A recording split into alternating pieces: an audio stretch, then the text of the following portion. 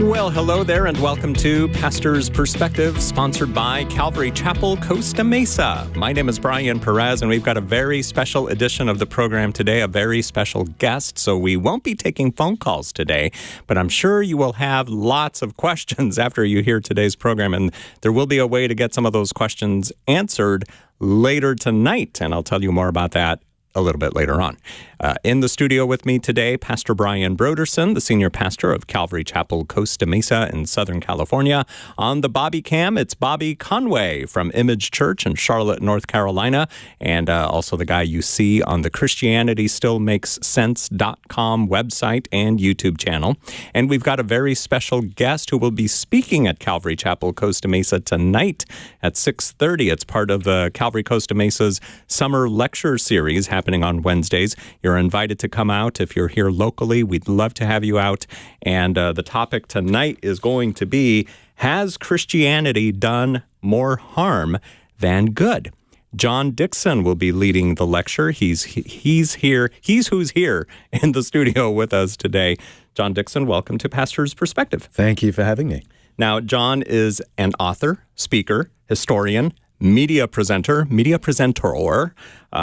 authored more than 20 books, 2 of which became TV documentaries. He also co-hosted a documentary called For the Love of God, How the Church is Better and Worse Than You Ever Imagined.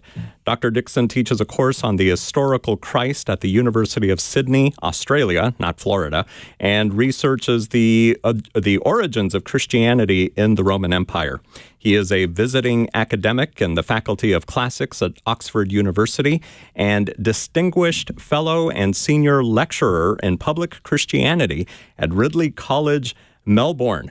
How about that resume, Bobby Conway? Isn't that impressive, would you say?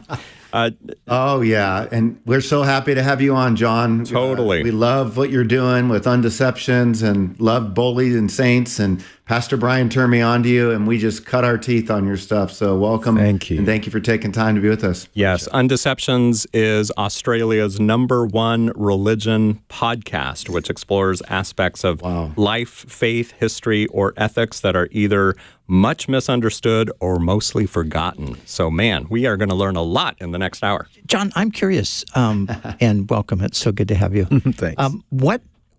What percentage of listeners are U.S.-based of Undeceptions? I've always sort of wondered that. About 40% now. 40%? Yeah. Good. And growing. Gaining some ground. That's wonderful. Yeah, well, hopefully we'll get a few people jumping on board from our time together today. Now, everything you just said about John, all of that amazing stuff there, but there's one additional thing that we need to point out, and that is his recent move from the wonderful city of Sydney, Australia, to the wonderful town of Wheaton, Illinois.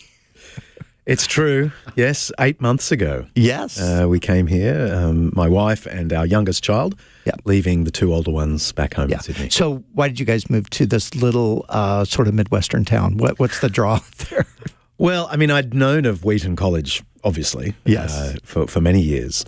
And they had a new endowed chair that was focused on precisely the things I've been focused on for so many years. And they somehow convinced me that it would be a really good idea to move from the beach in Sydney to Wheaton College. And, look, if I'm honest, my motivation was simply I love America and have been coming here 20 years, a couple of times a year, and have watched the secularization of America at rapid speed. Yes. And I feel like Australia is 10 to 15 years ahead of America in secularization. We're 30 years behind on everything else, but on secularization, we're ahead. And I've been trying to engage with that kind of post-Christian environment for 30 years. So I wanted to come here and help out, if I can, work out what does it mean to try and reach a post-Christian America. Yeah. And John, honestly, I think that is so important. And I know what you've done in Australia, and I understand that cultural context, having spent some time in Australia.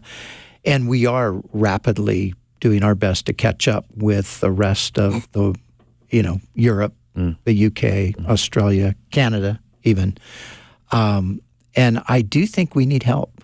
And I think the kind of help we need is the kind of help that you're offering. Because I don't know that most Christians know how to really handle the secularization, the rapid secularization. People don't know what to do. And so I'm glad you're here. Yeah. Well, so are we. We've had a wonderful 8 months. Yeah. Wish you were in Southern California. We arrived only 3 hours ago in Southern California, and my daughter, who came with us, 17 years old, pretty much as soon as we landed, she said, "Why didn't we move here?"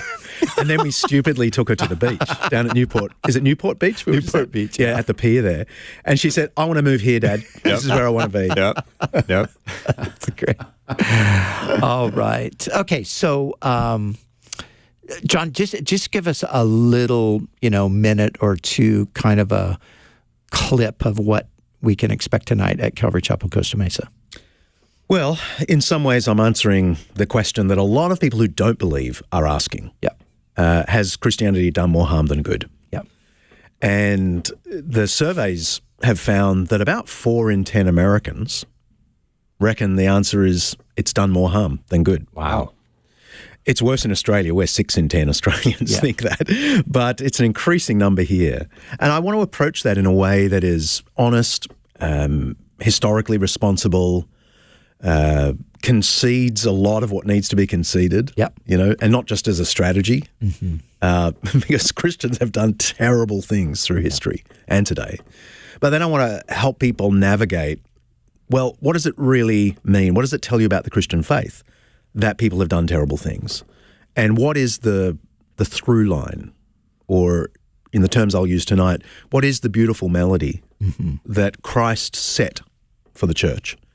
That the church has sometimes sung in tune and sometimes out of tune. But what is the melody, and can you still hear it today? Yeah, that's great. So tonight at 6:30 at Calvary Chapel, Costa Mesa, we would love to have you join us for the live session with John, and we'll have a little Q&A afterwards. So Bobby, I was wondering, because yesterday you and I talked a little bit, I said, okay, bring your good questions from our different podcasts and so forth that we've listened to with John. So you got something on your mind? I actually do have a question for John. And you just mentioned that you came from Australia 8 months ago. You estimate that Australia might be 15 years ahead on the secularist agenda. As a historian, my question for you would be, given the movement of secularism, at what point does a secular culture even catch itself and say, enough's enough? Like in America, you're seeing a little bit of resistance as it relates to the T in the LGBTQ with transgender sports and things of like nature, using the restrooms, the kids being exposed to drag queens. So I guess my question is, what's beautiful about Christianity, as you know, John, is at least we have some moral governance that allows us to kind of feel our way through moral terrain.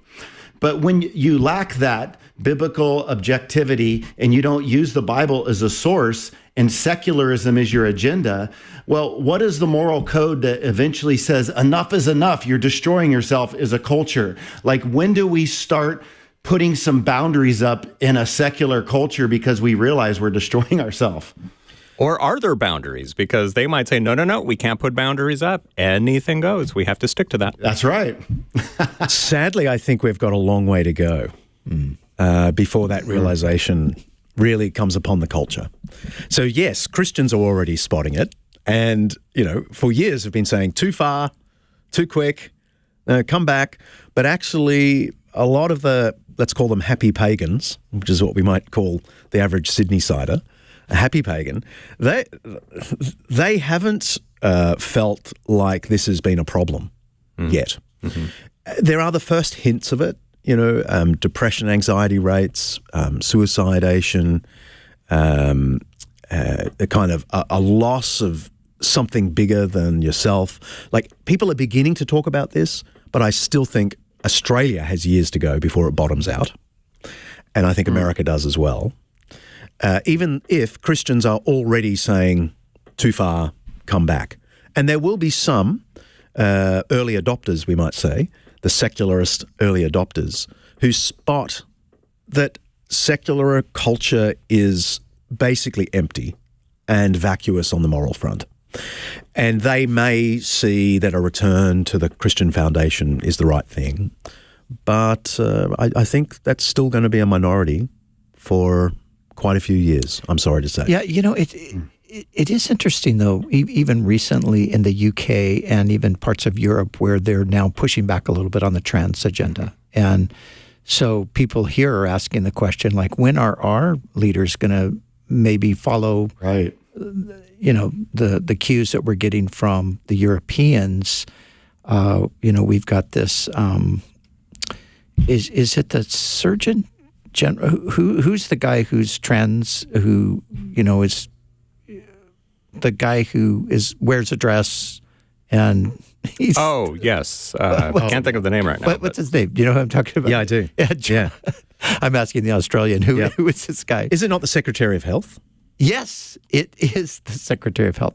Yes. So I'm just looking today, and he is drilling down deeper into the need to provide surgery and so forth, and hormone blockers and all for for children, where again sort of in the UK and Europe there's some pushback on it. So people are asking, like, well, when are these guys going to start seeing what's going on over in Europe and maybe get a clue that you might see a bounce back on that particular issue sooner than 5 to 10 years. Yeah. But on the broader question of can secular culture really sustain itself? Yeah. I think we're decades away, sadly. Yeah, I think you're right. And I think you being a historian, you know that these things tend to have long life. Takes a long time. Well, if you're talking 15 years ahead, you were saying Australia is 15 years ahead of the U.S., and if they haven't hit rock bottom, it's going to be at least 15 years plus, possibly, here in the U.S. Yes. So, I mean, strictly speaking, the number of people who say that they're Christians in America is about where we were 12 years ago in Australia. And now we are 44%. So in 2021, the national census, where people get to tick, whether they're religion or no religion, it was 44% saying that they're Christian. And the media made a big deal of this because for the first time in Australian history, it's a minority of people who say they're at all involved with Christianity. That number is still around 70 in America. Now, in the UK, it just dropped to 48% when we were in Oxford together in December. Yeah, I remember that and it was big news. Yeah. So Australia and Britain are about the same. But as I say, about 12 years ago, we were at something like 65%, which is roughly where America is. Wow. Bobby, I think you had a question. So do you think that it will take consequences over the coming years in order for us to see the decisions that we've made? I mean, it does seem like one of the concerns in this moral revolution, John, is we're making decisions so fast. Politicians want votes, and so they'll commit to making decisions without even looking at the data. And so I wonder what type of things besides consequences, or is it consequences, when you look at history, which brings about sort of, if you're looking at like a Hegel's, thesis, antithesis, synthesis, it's like things are always changing. At what point does the ebb and flow begin to bounce back, or will it just be consequences that makes this happen? I think on specific issues, there might be a quick bounce back, as I say, on the transgender issue. But on the general issue of does secularism work, I think, I'm sorry, we're in for decades. And I mean, I think in terms of, my specialty is really ancient history. And I think of the way Christianity influenced the Roman Empire. It took 300 years. And even after Constantine was converted, it still took another 80 to 100 years for the Roman Empire to be majority Christian. Wow. I mean, even at the end of the 4th century, 70 years after Constantine, the majority of people were pagans. So these things take a long time. The interesting difference that we're already detecting, and I think they are signs of things to come, is that some very important academics who are secular academics, are starting to say, hey, did you know that all of these values of compassion and humility and egalitarian sort of politics come from Christianity? And so I'm thinking obviously of Tom Holland, the great British historian, who's not a Christian yet, please Lord, but has written a wonderful book basically saying the values that we adore in the Western world that gave us a kind of egalitarian democracy can't have come from Greece and Rome. They only came from Christianity. And I think they're actually going to be interesting allies to the church, because they are actually saying, secularism cannot sustain the idea that everyone is equal. You take God out of the picture, there is no argument that can establish human equality, because some people are better looking. Brian, I'm looking at you, right? Some people are smarter. Some people are stronger. So you can't argue for equality. The other one is Luc Ferry, who was the French education secretary and an atheist, professor of philosophy at the Sorbonne, who has said openly, as an atheist, all of our values of egalitarian democracy came from Christianity, and we don't have a way of replacing it yet. Wow. Yeah.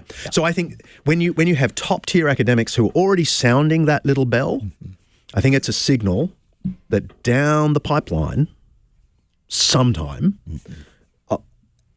everyone will realize secularism cannot sustain a compassionate, humble, equal community. Yeah, John, I like history. I enjoy reading it. It's kind of a double-edged sword, because I feel like sometimes when I'm listening to people or talking to certain people, I feel like, gosh, if they just knew a little bit of history, they would have probably a different take on this, So on the one hand, like you said, we think of the impact of the early Christians on the Roman world, but we don't actually think about the time that it took for that impact, Sure. 300 years. We don't care about what's going to happen 300 years from now. And the pain they had to endure. Yes, my goodness, yeah. So we've got that reality. The more you understand history, the more you realize that evil, idolatry, we call it secularism today, this kind of stuff can go on and on and on for centuries, literally. So we've got that on the one hand. But then on the other side of it, we have these experiences historically where God steps into a society and he does something extraordinary. And I think most Christians I know, that's the hope. I don't think anybody's looking for the sort of the long, arduous, we're going to go probably into prison or we're going to get executed. And then don't worry, a century from now, Christianity will be revived. Most Christians, I think, are saying, Lord, this has got to happen now. We need a move of your Spirit. Yes. Please, Lord. Yes, please. Yeah, I'll have 3 of those. Yes. I was just preparing a lecture on the plane here about Boniface, who was a great 7th century missionary from England to pagan Europe. And in his 40 years of ministry, he basically converted Frisia, Holland today, who were really scary pagans. I mean, kill you scary pagans.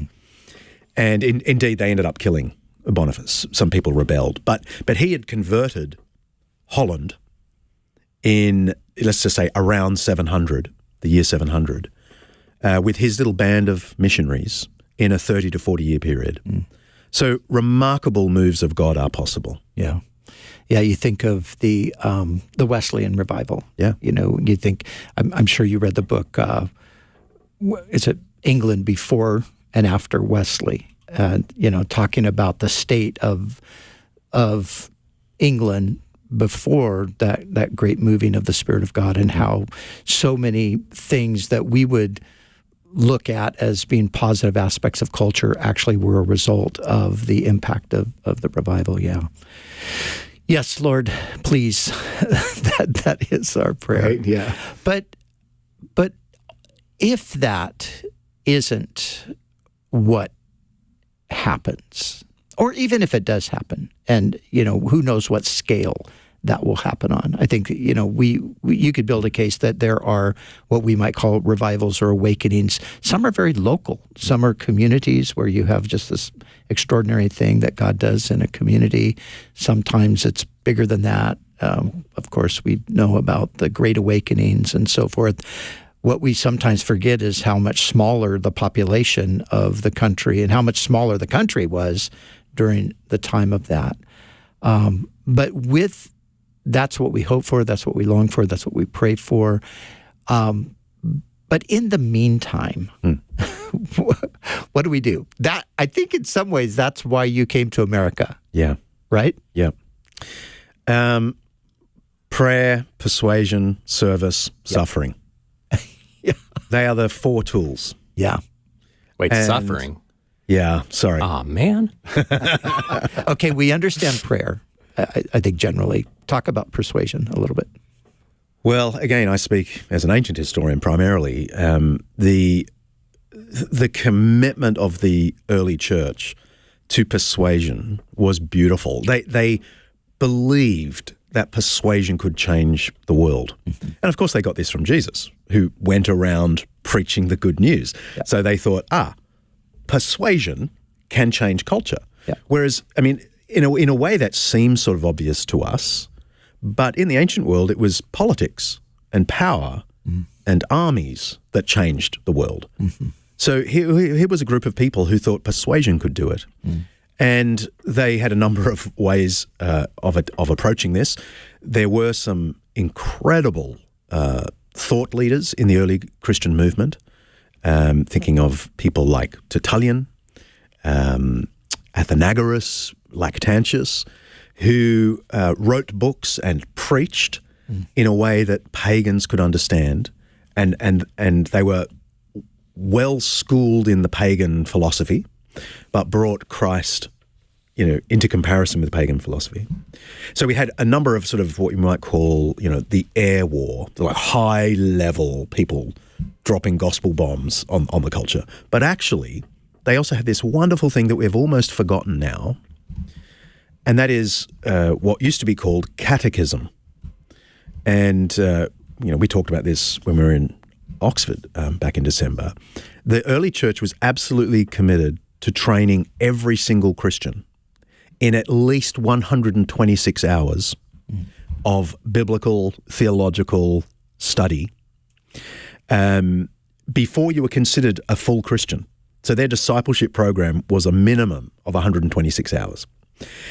But what they were trying to do is prepare every Christian to give an answer. And we actually have some of the surviving lectures that these brand new Christians had to endure, and they're quite high level. It's not just, the prophets, the gospels, the creeds. It was also, when a Greek criticizes the virgin birth, here are the 5 things you can say in reply. And the thing is, everyone had to go through catechism, everyone. And what that meant was every Christian was prepared to give an answer for the faith. So when you have the air war carrying on at a beautiful level with the great ancient apologists, and then every Christian schooled in persuasion, I think you have a very powerful formula. Yeah, that's great. But what about the suffering component that Brian... Well, service and suffering. Christians committed themselves to the most extreme acts of compassion. They were the only ones searching out people on the streets and bringing them to their hostels and hospitals. They were the only ones collecting abandoned infants because exposure, as it was called, we might think of it as infanticide, was common practice in antiquity. And the Christians would go out in the 2nd and 3rd centuries and collect these infants and raise them as their own. I mean, as a result, millions of people are alive today who are only alive because Christians picked them up around the Roman world in the 2nd and 3rd centuries, picked up their forebears. But the suffering, in that first 3 centuries, there were 5 serious periods of suffering. Each period was only 3 or 4 or 5 years long, but it's enough to sharpen the iron of the Christian. Yeah. And the final persecution, immediately before Constantine became a Christian, involved an empire-wide edict to burn all Christian scripture, to demolish Christian places of worship, to force everyone in the empire to sacrifice to the emperors, or they were killed. And literally thousands of Christians gave their lives. We even have a Roman transcript from this period interviewing Christians, demanding their scriptures and sending them to their deaths. And these Christians just thanked God for the opportunity to lose well in Christ's name. Yeah. So suffering is a key to mission. And the Christians believed it was one of the demonstrations of the gospel. Yeah. Yeah. Bobby, did you want to jump in with anything? Well, I think that you're making some great points, John. I think as it relates to suffering, that might be one of the fears that causes so many Christians to not be persuaded. It's easy to walk with the Lord, or easier when the culture's in alignment with the church's values. But the further those values swim away from the church, we start realizing, well, the potential cost, the price tag of following Jesus is going to potentially mean suffering. So therefore, that kind of crowds in on how persuaded I am. And so it's hard to persuade if you're not persuaded yourself. And I think of all the confusion that's going on in the church. So I guess my question would be, how do we go about bringing a new reformation? I've thought before, as I think about history, it seems like God would bring reform before revival, because if we had a big revival and we don't have reform, we're kind of just a mess as a church. It seems like there's some things for us to get unified on. How do we take a big movement in the United States called the church that is seemingly so splintered in the name of our pet particularities, where everybody's dying on 1,000 hills and Jesus dies on one? How do we go about getting unified to have reform, to recognize and spot the true church of Jesus Christ? Got about 90 seconds. Man, I feel like as the outsider, I have no right to answer that question. What should Americans do?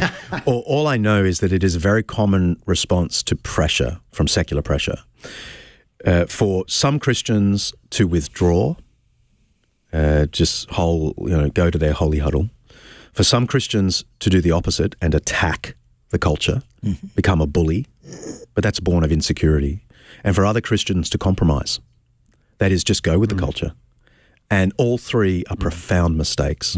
The only solution, it seems to me, is a cheerful confidence to stand up for everything to do with Christ, and a cheerful humility to lose well if we must. Yeah, we need to talk about this losing well. And this is something that I think you coined it a bit in your book, Bullies and Saints. And it's a powerful idea, but it's very unattractive. Scary. I think, especially to American evangelicals. I think that's a very unattractive aspect. And gosh, John, what you said right there, I think that is exactly where the church culture is. Some people withdrawing, some people compromising, and there's a good chunk of people that are attacking. And I think we should talk a little bit more about that when we come back from the break. That we will. The book is called Bullies and Saints. It's one of the more than 20 books that our guest has written. You can get more information about our guest. His name is John Dickson, Dickson, johndickson.org.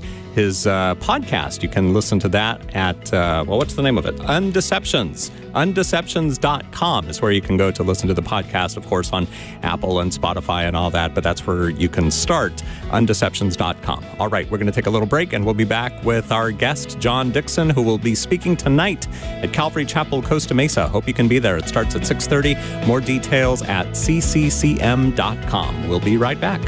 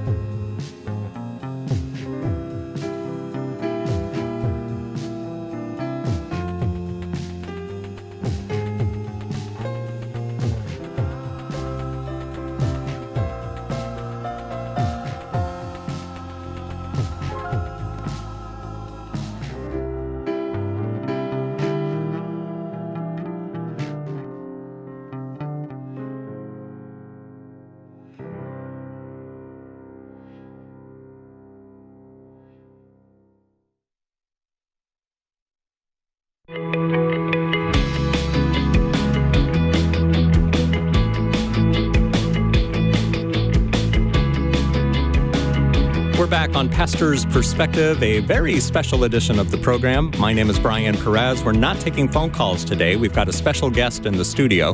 His name is John Dickson, and he's going to be speaking tonight at Calvary Chapel, Costa Mesa. It begins at 6:30 p.m.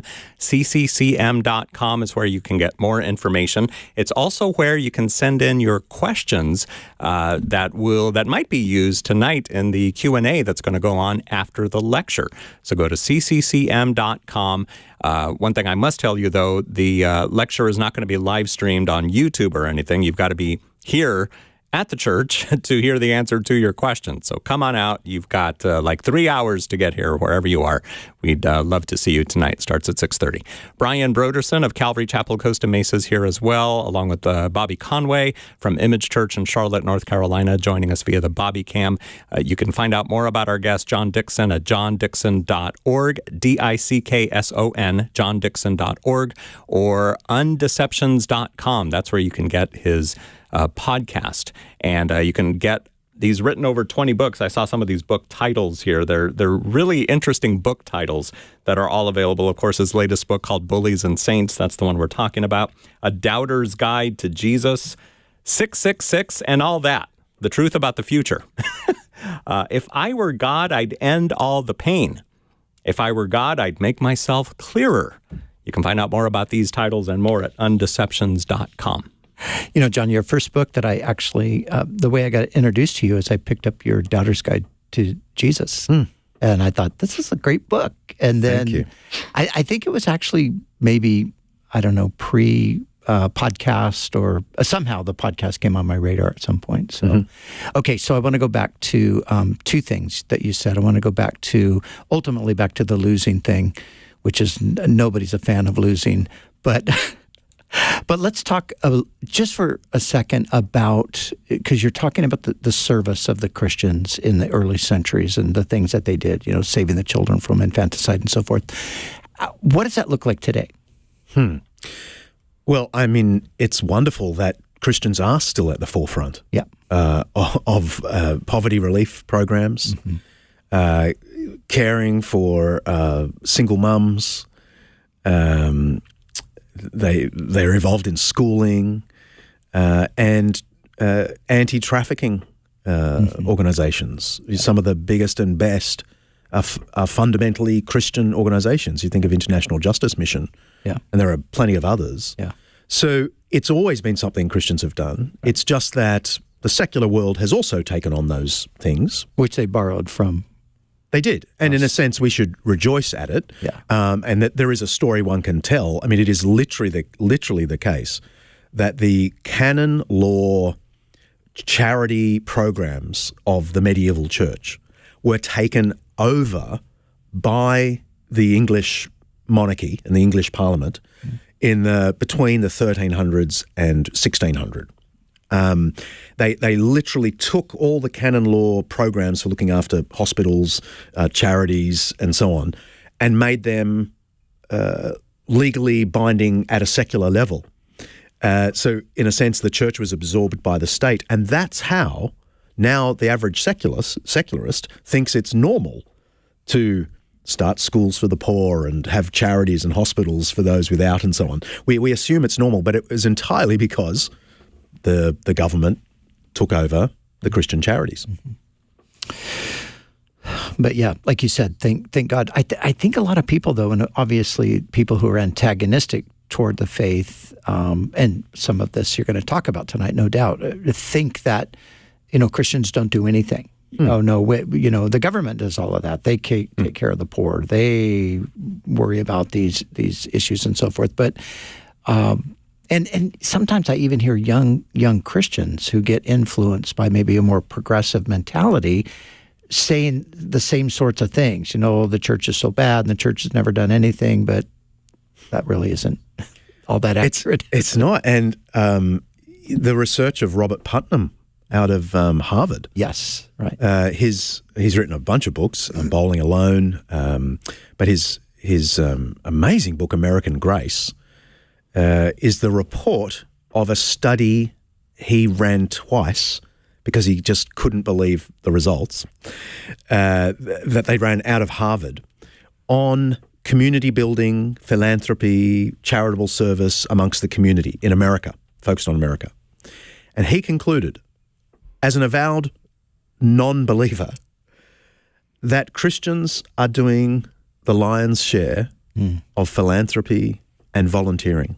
In fact, he says they volunteer so much, they volunteer more for both secular causes than secular people do and their own religious causes. It's not just that they're doing religious volunteering. They do that, plus they do more secular volunteering. Yeah. That's from Robert Putnam. So the data is there. There's a beautiful story to tell. Christians are still singing the tune of Jesus. It's just that there are a lot of major headlines of Christians behaving badly, which we can't deny, and we shouldn't. You know, we're not the ones who think we're good through and through. Yeah. So we shouldn't defend whenever you see the church criticized. Don't rush to defend it. Yeah. Jesus taught us to take the log out of our own eye. He said that to disciples. Yeah. So that should be our first instinct. So this whole idea about losing, though, because nobody wants to lose, and I think, and you know this, but you know, the U.S. I think Christians are set up a little bit differently here than in Australia. Maybe not Britain, but we of course we have the founding of the country, we have the Constitution, we have all the stories about a Christian nation being formed and all of that stuff. We were a penal colony. Yeah, you guys were not that. Right? So this I think in the mind of so many Christians, the idea is no, we have to fight for this. This is this is our country, that we founded this. So when you start talking about, well, maybe we have to lose, that is not a message that most Christians want to hear. No, I'm sorry about that. But it's profoundly biblical. Yes. I mean, Jesus started this tradition of losing well, of course. Father, forgive them. They don't know not what they do. But he taught it in the Sermon on the Mount, didn't he? When people revile you and slander you and do all sorts of evil against you, what does he say? He doesn't say be grumpy. He says rejoice and be glad. And the early Christians took this to heart. Look, we don't go out of our way to try and lose. My view is, prayer, persuasion, service, and suffering. Yeah. You go full tilt with those things. Mm-hmm. But when society says go away and slaps us across the head, our role is to smile sweetly back, to say bless you, and to keep praying, persuading, serving, and suffering. Mm-hmm. That's what I mean. And you see it, we could open up the book of Acts and just go story after story after story after story. I could almost summarize the theme of the book of Acts as the apostles losing really well and the gospel winning, right? The church and the apostles losing, but the gospel winning. So Paul's beaten up and locked up in prison in Philippi, and what does he do? Sings hymns and leads the jailer and his family to Christ. I love that 10 years later he writes to the Philippians because he's now in prison in Rome, and the Philippians have panicked that Paul is in prison in Rome because that can't be good. And he writes back to them. The first thing he wants to tell them is, what has happened to me has actually served to advance the gospel, because it's become known throughout the entire palace guard that I'm here for Christ. That is losing well. His view is, so long as the gospel's going forward, I don't mind what happens to me. Or he'll say, I am a prisoner for the gospel, but the word of God is not chained. That's what I mean. This sense that we do everything we can to win people to Christ. We're not trying to win culture. We're not trying to win elections, like as a church. We're not trying to win legislation. We're trying to win human beings to the gospel of Jesus Christ. And so long as we're still able to do that, we can get punched around the head, metaphorically and maybe even literally, and smile sweetly back. Mm-hmm. That is the role of the church. And I just call that losing well. And it is a dominant theme of the New Testament. It is a dominant theme of the early church. There are many, many texts of those first 2 or 3 centuries where Christians advocate losing well, by which they mean you do your best to persuade people, but when they lock you up in prison, you sing hymns, you pray for them, you bless them, you go to your martyrdom asking God to forgive your killers. That's what I mean by losing well. And it commends the gospel. Yeah. Now, but they didn't have any choice because, of course, they didn't live in a democracy. They didn't have rights. So they couldn't protest. They couldn't elect a new emperor, so to speak. So, but we've got all of that. Aren't we supposed to fight to preserve what we've got? Well, we use prayer, persuasion, service, and suffering. Yes. All I'm saying is they're the tools. And if we lose, let's not be bad losers. Yeah. I am not saying let's go out of our way to lose. Yeah. And I'm playing the devil's advocate here. Sure. The devil, well, not indeed. the devil's advocate. I'm playing somebody's advocate. But because that is the argument. And it's very specifically an argument that you're going to get here in the United States versus somewhere. I'm slowly picking that up. And I will just smile sweetly back and say, well, prayer, persuasion, service, suffering. They're our tools, so let's use them with full energy. Yeah. All I'm saying is when it doesn't go our way, let's not be jerks. Yeah. Yeah, that's good. I love that. I love those 4 points. Bobby, jump in here. I know you've got some thoughts. Well, I mean, I think a lot of the service feature, you can see that in people that aren't believers, but you will definitely see more, as John's saying, with believers. But philanthropy, a lot of the progressive Christians, they might, gut the Bible of its doctrine and hold on to service. But I feel like the Christian, they got to serve in the midst of suffering. And I think that this causes that persuasion piece to be challenging. And I'm thinking about Charles Taylor in his book, A Secular Age, and how in the world we live in, we're all greeted with a lot of doubt, which can interrupt our faith.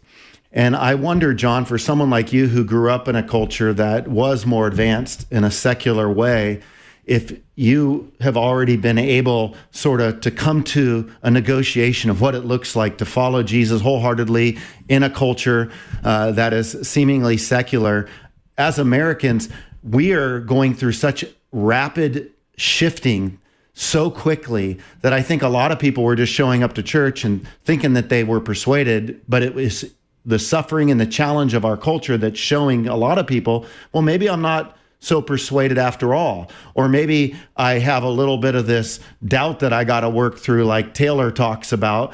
So I guess, as a person who has written a book on doubt, as you have, how do you stay strong in persuasion while you swim in waters of doubt that before the Reformation, they didn't have to swim in as much? And I think that this is a choice. When we think about Reformation in a melting pot culture with social media, we are greeted by all kinds of opportunities to doubt, yet we're still supposed to be persuaded. And I think, my goodness, if John the Baptist could doubt as the cousin of Jesus, or if Adam and Eve could doubt in paradise, how much more are we susceptible to doubting in Paradise Lost today with over 40,000 denominations? I mean, we just are information overloaded, right? Yeah. I'm depressed just listening to your question. Can we end the interview now? Wait, no, John, you're supposed to tell us the answers. Help us, John. Which way, Come on, Sydney? Look, the book on persuasion was written by Aristotle 300 years before the Lord. And he said there are 3 factors to persuasion, and one of them is the most important. And you might think, why are you citing Aristotle? But I think he had a brilliant insight. He said part of persuasion is logos, intellectual argument, because we are rational beings. We like to think our views are rational. He said part of it is pathos. This is the, you might say, aesthetic or emotional dimension to persuasion. That sense of aesthetic and beauty are really important features of persuasion. But he said the most important part of persuasion is ethos, which is basically the credibility or character of the persuader. And it seems to me the key to persuasion in our cultural setting right now is to continue the logos and the pathos, that is the logic and the beauty, but the church to actually be a persuasive entity by force of its own compassion and integrity. So Aristotle's way of putting it was, we are more persuaded by those we trust than by those we don't. And as soon as you hear that, you think that's the most obvious thing in the world. But now think of it in terms of the church. We are more persuaded by people we trust than by those we don't. Does the wider community trust us? I think that is a key point of persuasion. And coming out of this, I mean, I'd add a fourth, because Aristotle, we can forgive him. He didn't know about dunamis, right? Logos, pathos, ethos, and dunamis, the power of the Spirit. Yeah. So we have that. But the Spirit animates those other 3, including our ethos, the character of the church, the character of the persuader. Now, in Australia, one of the ways we tried to do this, some friends and I, is start the Centre for Public Christianity. And although I don't work for them anymore, I worked for them for 10 years. And we were all about trying to offer Australia logos, pathos, and ethos around the Christian faith. And one of our little mottos, secretly, although we never said this when we were in the public media, was to leave people the impression that those Christians aren't as dumb and mean as we thought. They're not bullies. They're not bullies. Mm-hmm. And you might think that's a low bar, but actually I think in this moment we find ourselves, to leave the impression to the secularist in America that church, that evangelical church, isn't as dumb and mean as I thought, leaves them in a position to be open to hear our logos and pathos. Yeah. Tim Keller did that well. Oh, my goodness. Yeah. Yeah. Yeah, he sure did. I mean, irreplaceably. Yeah. But please, Lord, not irreplaceably. Please, more. Yeah. But what a great picture of what you're talking about, right? Yeah. With Tim. Yeah. And not everybody's on that level. Not everybody is brilliant like Keller. But whoever we are and wherever we are, we do have the power to influence people around us. We might not have the brain power, but we certainly can have those other elements, and especially the ethos. Yeah. I'm struck by those two passages in the New Testament where Peter and Paul urge their congregations to be open about the faith to unbelievers. One of them is 1 Peter 3:15, of course, always be prepared to give an answer to everyone who asks you for the reason for the hope that you have. And then he says, but do this with gentleness and respect. Yeah. Straight to ethos. Yeah. And Paul in Colossians 4 says, walk in wisdom before the outsiders, making the most of the time. Let your conversation be always full of grace so that you may know how to answer everyone. And I find this so intriguing. They're not emphasizing what to answer everyone, but how. See, every Christian listening knows how to answer the skeptic, not necessarily what to answer. You don't have a brain like Tim Keller, but you know how, with grace, gentleness, and respect. Yeah. That's good. Yeah. That's beautiful. Yep. Well, I didn't write it. Peter and Paul wrote it, but thanks. But you quoted it beautifully. You've been listening to a special edition of Pastor's Perspective. It's not done yet. I just want to set it up again, let you know in case you just tuned in and you're wondering, who is this fascinating guest on the program today? Well, it's Dr. John Dickson, an author, an historian, and a speaker. In fact, he's going to be speaking tonight at Calvary Chapel, Costa Mesa. We would love to see you. It starts at 6:30. cccm.com is where you can get more information, and you can go to John's website. It's johndickson.org, DICKSON, johndickson.org. You can listen to his podcast at undeceptions.com. You can purchase his books there as well, including the one that we've been mostly talking about today called Bullies and Saints. You can read about the whole prayer and persuasion and serving and, yes, suffering in that book, Bullies and Saints.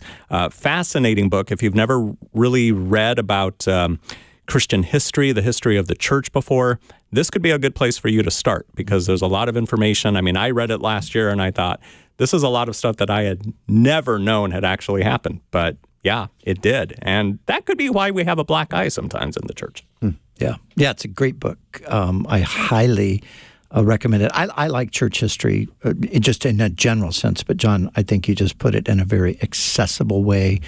I mean, for some people, church history is like, what in the world is that? They don't even know anything about it. So we just think it's what we read in the book of Acts, but there's so much more that has happened in the last 2 years. Because there was Acts, and then there was Calvary Chapel. Right. And then Acts and the Jesus Revolution. Yes, right. And we didn't even have Martin Luther in there anywhere. We just jumped right straight from Acts. So, John, I want to kind of shift gears a little bit, and just talk about a few things. Just thinking back over some of the Undeceptions podcast. First of all, in the beginning, I was always like, Undeceptions. Where did he even come up with this? This title, and then I discovered that it was through C.S. Lewis. Yes. Yeah, so tell us a little bit about that. Undeceptions is the title of a now out-of-print collection of C.S. Lewis essays. Yes. And he loved the word undeceptions. It's a good 16th century word. It's in the Oxford English Dictionary. And it basically means to reveal the truth. An undeception is something that reveals the truth. Yeah. In fact, there's this beautiful essay he wrote that's not one of his Christian essays. It was one of his English lit essays about Jane Austen. And the whole essay is about Jane Austen as an undeceiver. Interesting. That was her project, to undeceive Britain about all sorts of things, including the Christian faith, to sort of expose things. That's the project of Undeceptions. And so I've always loved the word, and I pinched it for my podcast. That's brilliant. That's great. I'm just thinking back at, there's so many episodes that have been so fascinating. But when you did recently, and maybe we could even just touch on these, you did the Venerable Bede. And I was thinking you were going to do more than one episode. It deserves it. It does. I was waiting for the second one to come. So my team always say, not a double episode, no. And then there's Alcuin. Alcuin of York. Alcuin of York, yes. Yeah. Tell us about those two guys really quick. I want him to have a double episode. Yes, they're both fantastic. Okay, so Venerable Bede is really the father of English history. Yeah. So, we're way back at around 700, okay? That's his name. That's his name? Venerable That's his title. Bede. Okay. Venerable So is his title. Title, okay. Bede is his name. Got it. And he was the smartest Englishman alive, and was learned in everything from astronomy to arithmetic to obviously Latin, but also history. And he wrote the first history of the English people and used all the sources that were available to him in the period to produce a marvelous work basically about the Christianization of England. How did England become Christian? We know the answer to that question largely through the remarkable work of Bede. Alcuin of York. Oh man, I have a T-shirt with Alcuin on it. I'm not wearing it today, but it is one of my favorite T-shirts. I was just in York, and when I was in York, I was thinking about you. Thank you. Because of that episode, plus I saw the Constantine statue, and I knew that would be something that you... Well, Alcuin was plucked out of York to become the education secretary for Charlemagne, the ruler of Europe, in about 780. And he transformed Europe just in the 20 years, giving Europe schools for boys and girls, rich and poor, that were free, that trained them in the liberal arts. And that was the beginning of what became the universities of Europe. And it all comes down to this one brainy Christian, Alcuin of York. So he's the greatest European you've never heard of, is how I often describe him. Okay, tell us, we got just another minute. Tell us about the Dark Ages. Yes, I can tell you in 1 minute. I can tell you in 10 seconds about the Dark Ages. They never existed. In the so-called darkest period, we have remarkable living lights in that period who were learned, who were artistic, who were philosophical and godly. Yeah. That might be news to a lot of people because they're like, we always hear about the Dark Ages. They never existed. Check it out in this book here called Bullies and Saints. So we're right down to the wire here on our broadcast. So once again tonight. Yep, at Calvary Chapel, Costa Mesa. cccm.com is where to get more information. It begins at 6:30. Dr. John Dickson, our guest today on Pastor's Perspective, and our guest this evening for the summer lecture series that happens on Wednesday nights. Now, Dr. Dickson, you mentioned your T-shirt that you're wearing. You've got a light bulb on your T-shirt. Did you know that Dr. Bobby Conway's logo, if you see it up here on the screen, the top left, it's Bobby's head and a light bulb. Fantastic. Yeah, so I thought it was Bobby's logo at first when I saw it. But anyway, come on out to Calvary Chapel, Costa Mesa tonight at 6:30. We would love to see you, and you can submit your questions for the Q&A right now at cccm.com. We'll be back tomorrow. Thank you so much for listening. God bless you. Pastor's Perspective was sponsored by Calvary Chapel, Costa Mesa.